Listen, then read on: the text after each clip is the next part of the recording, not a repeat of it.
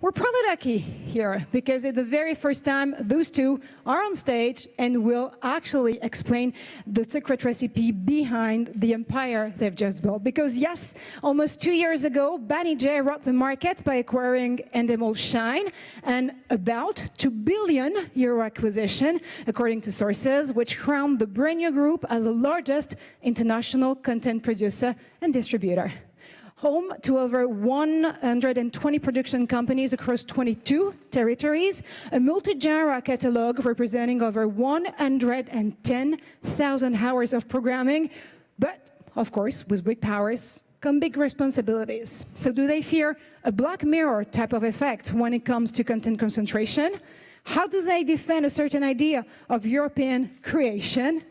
And what's inside the treasure chest of Banijay? Well, we're going to open the box with its president and CEO, Stéphane Courby and Marco Bassetti.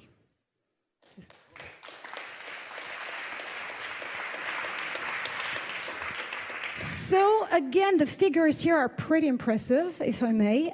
Becoming the official leader of a content production and distribution, a massive company like this. What was it in the very first place? A challenge? Was it a dream? Was it a question of survival? Stéphane, maybe first. Oh, I think it's neither. It's not a question of dream or survival, but it's probably just a question of creativity. Because Banijay, in fact, is a collective of company, a collective of entrepreneurial talents. It's a 120 company, like you mentioned before. And in fact, why the size is important is the number of talents you have in your company. If, for example, you imagine that each company is able to create one original format every 2 or 3 years, that means you have 40 new original format drama on the table every year. That means quite a unique position for a group. This is why we would like to continue to develop and to continue to attract some talents to improve the creativity in the group, because the creativity is really the key of our business, and if you have no creativity, you do nothing. So it's not at all a question of rankings. And what is it, Marco, to be actually day-to-day managing such a group? Well, we are quite unique. So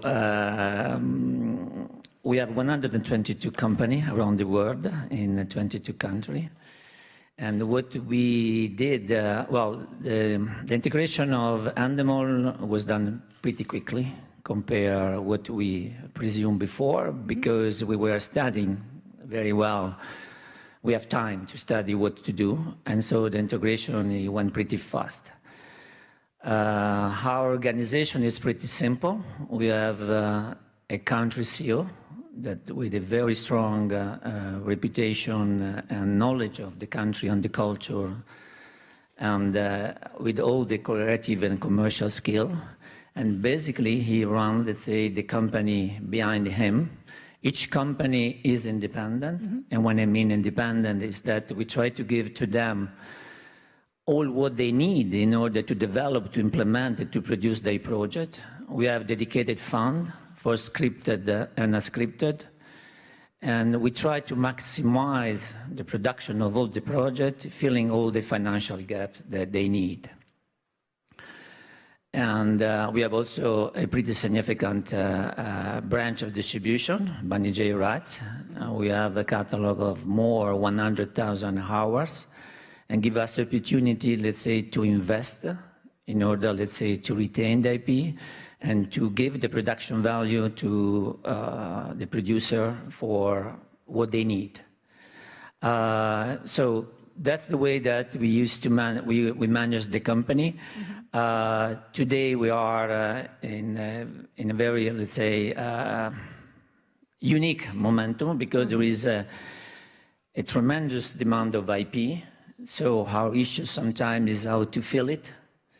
And we are pretty proud about the fact that all the talent that they join us, they stay with us so far. So actually, as Stéphane put it a few minutes ago, yeah, scales does matter in this industry. And when some would think about consolidation, other experts might talk about concentration, actually. So being the king of this jungle, How do you perceive competition? Well, I think that there are two different things, you know. There is a consolidation, and it will continue the consolidation. I don't have to say this because it's here every day. We can read something, and we want to be consolidator, definitely. And about concentration, what we plan to do is to stay in the market where we are and try to give the best offer to all our client in the market that we are in. So geographically speaking, we want to stay where we are. So it means in 22 countries where we actually are. But, you know, there is so many new players in the market coming, not only global, but also local players. There are so many other players like the virtual linear, the local SVOD, that they need new content. And what we are, since the beginning, when Stefani found the company, is that for us, the principle, let's say, to know the culture, to know what they need of the country, and to make the right adaptation of the format with the right storytelling that the audience is asking, is our mantra. So if you look, let's say, for instance, Survivor, Big Brother, Temptation Island, MasterChef, are in all the countries that we're producing pretty different, but they are fit with the need of their country, and that's the reason why this format, for instance, that they are pretty aged, they are still very successful.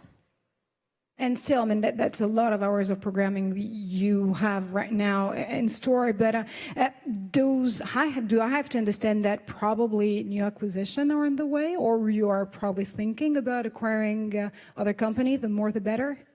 And staying on these 22 territories Marco just mentioned. As Marco mentioned before also, if we can continue to make acquisition, we will. It's not a question of size, it's a question of complementarity. If in one territory we identify one good talent or a company who's making that we are not able to do ourselves, for sure we'll try to talk with them, but we are not the only one on the market. But I would like to thank Marco and all the team of Banijay, because you mentioned before, the acquisition of Endemol, it was done at the worst moment for us because it was just at the beginning of COVID period. And they achieved the integration of the group of Endemol. And for some territory like Australia, India, Latin America, US, it was done through Zoom. Not easy to integrate one group, and he did it. So congratulations for Marco and all his team. So already. Now, speaking of concentration, there's another one on everyone's lips, obviously. So what's your perspective on the TF1 M6 concentration upcoming? So our friends of TF1 and M6 are there, so I have to think a little bit before saying some words, but generally speaking, so we are always in favor of to have stronger clients. So in one sense, a good signal. But we have to take care about to have the same rules for everybody, because TF1 and M6, they will probably represent, I don't know, 70–80% of the advertising market in France. It's good because they will be very strong, but we would like to have the same rules. Because when we did the integration of Endemol, we were limited to 30% market share in our territory. This is why when some acquisition happens in some territory, in France with Lagardère or Strix in Scandinavia, we were not able to be candidate because we, in this case, we were above the 30%. So we don't want to limit it to 30% advertising. We would like to have the same limit of no limit for acquisition, I guess. Do I have to understand that rules have to apply for everyone and anyone at the same time? Do I have to understand that rules have to apply to everyone and anyone at the same time? No, it's not against the TF1 and M6, because it's the first move of what will happen for sure in Europe and in the world everywhere, because with the new arrival of streamers, for sure, the channel, they have to reorganize the market. But at the same time, we could ask to the channel to let them reorganize the market to be competitive and limit us. Adapt the rules to us also. Well, that's just to say, thank you so much for this answer. Now, of course, when we're talking about concentration, we're also talking about probably, I'll take an analogy, what's happening in the digital ecosystem and the startup ecosystem. When a corporate actually acquires or is willing to help a startup out there, to incubate a startup, let's say, sometimes they hurt the startups they're acquiring just for the reason that they have to go through massive, heavy processes and everything. And they're just missing the point they acquired the startup in the first place, which is definitely freedom of creation. So if we do consider that independent producers can be startups, what is your relationship and how are you going to make sure that you're keeping the freedom of creation of every one of your production companies? Well, this is exactly, let's say, what we used to do. And first of all, there is no reason why I should tell something to a guy that is a very good producer, because he knows the market and he knows the product much better than us. And first of all, I think that there is Banijay, there are a couple of things that are quite unique. One is that due to the fact that Stefani's group is controlling the company, we are the only producer today in the market that we are not controlled by a media group. So we are totally agnostic about what we are producing, and we produce client by client what they need.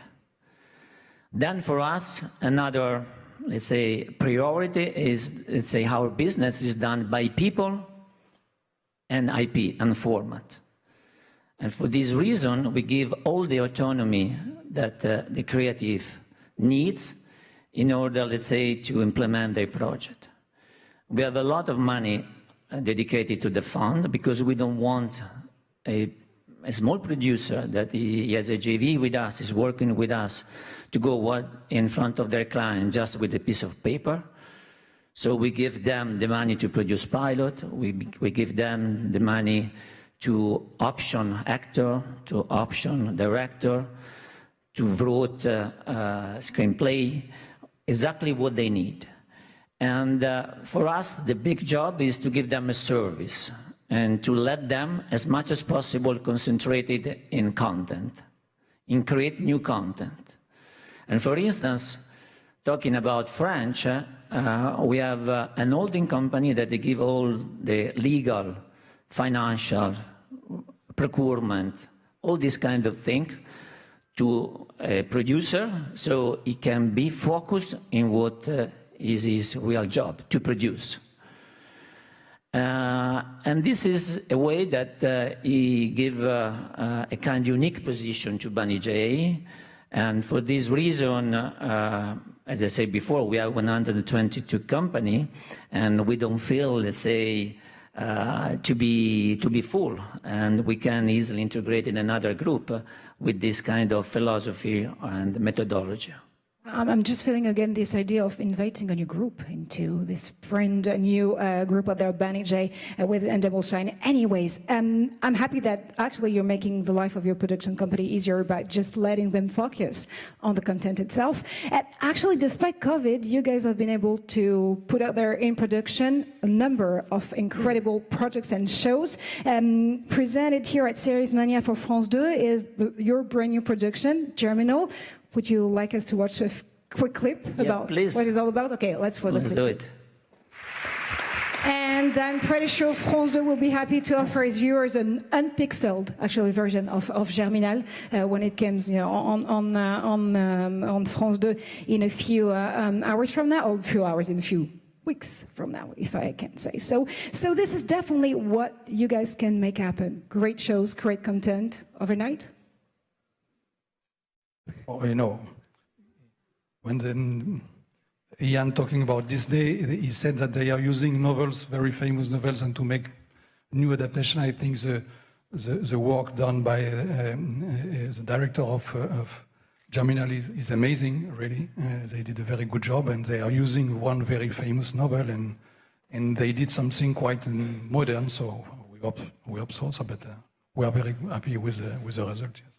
And sometimes the battle for IP can, literally look like an episode of Game of Thrones, to be honest. Like, especially when you're sitting, as you are, on over 100K hours of programming. So what is your secret recipe to actually try to keep the territory your own out there when it comes to the IP specifically? The IP for me is a crucial question for our job. So, and it's a recognition of talents. When a painter, a writer, a musician is creating something, he always keeps the IP. For example, I don't know if Ed Sheeran, Jay-Z, Beyoncé, they are creating a song, they are going to meet Universal Music or Warner Music, they are fighting, but at the end, they are selling distribution rights, but they are keeping the IP. In our industry, it's the same thing. We have to keep the IP. It's the recognition of talents. For sure, the streamers on the distributor, they are giving money to us, and the counterparty, they acquired rights in some territories for a certain period of time, but at the end, the IP must stay in the company who creates. It's a question of fairness, and it's key. If we want to be able to create, we have to keep the IP.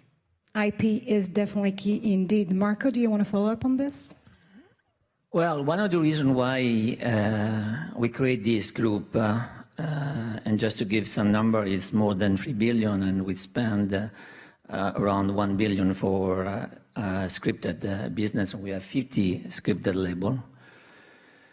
One of the reasons why we did it is because today we need to have leverage in front of your, let's say, commissioner. Otherwise, it's difficult to retain IP. You need to invest in one side in order to retain IP. Unfortunately, it's different market by market, but we want to be and we want to stay in European model. We don't want to be a producer for hiring. We believe that if we became producer for hiring, like a little bit is the US model, all this creativity in Europe will die.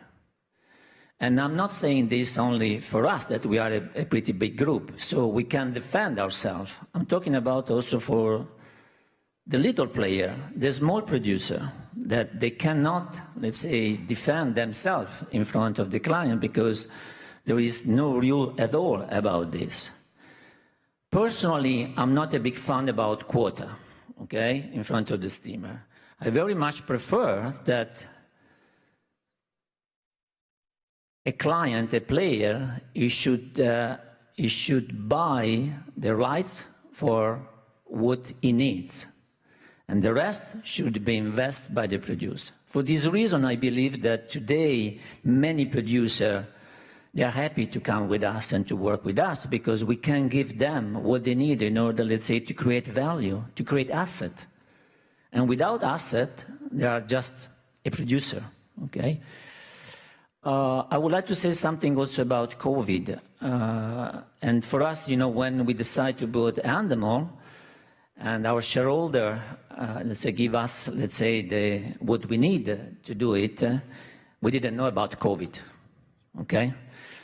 And what's happened, what we can see today is that even during 2020, our numbers was just down. I'm talking about, let's say, margin, just 40% in front of our competitor that were down 35, 40%. So we were asking the reason why we can, let's say, we did this performance. And what for us it was the key is that the fact that being so large, being so flexible, being so lean and mean, to use the best practice, to have the opportunity to have a hub everywhere where you can concentrate its production, to have a big IP, like the big IP that we have in scripted, like Peaky Blinders, Black Mirror, Wallander, and so on, and in unscripted also that everybody knows. It was something that all the channels they really need, especially during the pandemic. So we are even more convinced after what we did at the merge. Sure, so I definitely get the idea that IP is everything out there, but I'm kind of curious, what is actually the moneymaker on your business model or in your business model? Is it the creation part of it or the catalog part of it? Well, I think it's complementary. That means we need to have creation to increase the catalog, and we need to have, like Marco mentioned, the fund of the catalog to allow us to have creativity, because when you create some new programs, sometimes you have a gap of financing, and the catalog is coming in the pocket of creativity to help you to finance it. So it means it's very complementary. I don't know. I understand you can have one without the other. Well, I think that Stefan is totally right, and coming back to what I said before, in order to implement our catalog, we need to retain the IP, otherwise our catalog will stay as it is, I think, getting older. So it's pretty much, let's say, the question, it's both. And as you know, gentlemen, today we're definitely targeting the question of Europe at the digital era, and of course, at core of the recovery when it comes to audiovisual industries. And you're definitely operating across 22 territories, as we've said previously, but it makes you a global citizen of the content industry and production, right? And distribution too. So do you defend at core European values out there, or, I don't know, are you just playing as global players as you are? We are a global player, okay, and Europe is living a very, as Ian before us was saying, is living a kind of, let's say, new year, okay, where there is a huge transformation in distribution business. Our main client, we just say that are, let's say, the traditional client, I mean the public and the linear broadcast, and we want to help them in order, let's say, to do this transformation. Then each one of them, they have a different strategy. So there is a strategy that he wants, let's say, to be concentrated in one country with just, let's say, one, let's say, shareholder, another that they want, let's say, to move in different countries to have a linear a little bit everywhere. So Europe is living a quite specific momentum, differently from US and other. But we are a global player. Our biggest market is US. One of our biggest markets is Australia. I believe Europe, as Stefan was saying before, you need to be clear in what are the rules of the engage, okay? So I totally believe that should not be different rules from linear and commercial broadcast in face of streamer or local streamers. And also for us, it doesn't make any sense that we can't do some acquisition where there are some player in the media space that could have 70% of the market. And also, as I said before, we need to have, is possible, the same rule in all the European countries. We don't want, let's say, that in Europe they will implement different rules country by country, that it looks like it will happen now, because each one of them, they are following their paths. So I think that Europe, you need really to have a clear rule of engagement for all the media and producer players. That's what I think it needs. I don't know if Europe, and for me Europe is also UK, sorry, yeah, but for us, let's say, UK, it's Europe. UK is Europe. Well, I definitely hear that we probably have a lot of questions for Commissioner Breton, who definitely will be on this very stage later on this afternoon. So again, do we have to understand out there that you're just asking for, the entire ecosystem to let you do your job, basically, like be the content creator, producer, and distributor you should be?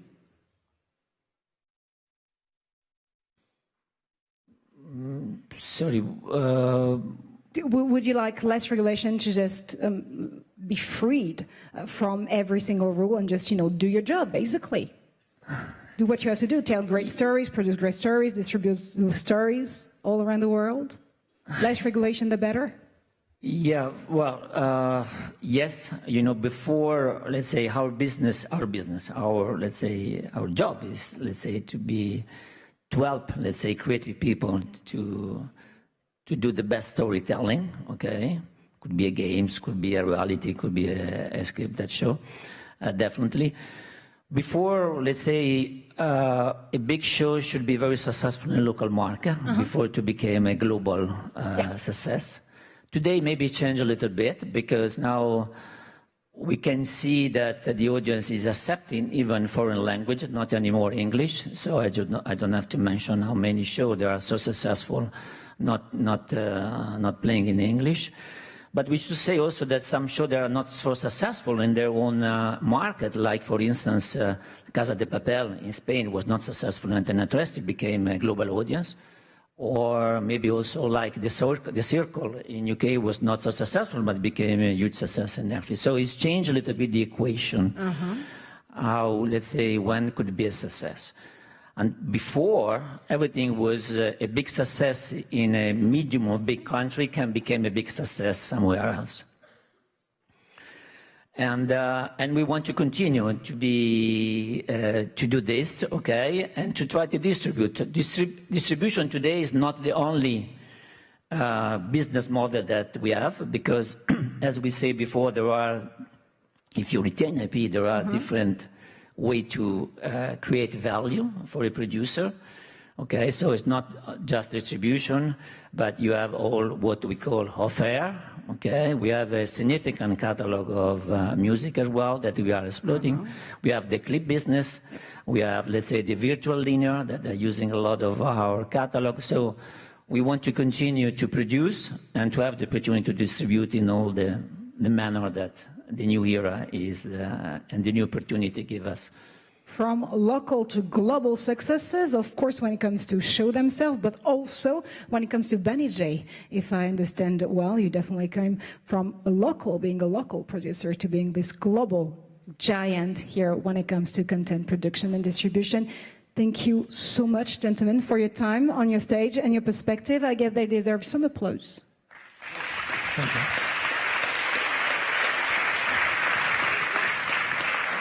We're gonna go to break at this little dialogues of it's self time, basically, on our program. When we're back at 2:30 sharp, Nicolas de Taverneau will dive more in the concentration upcoming.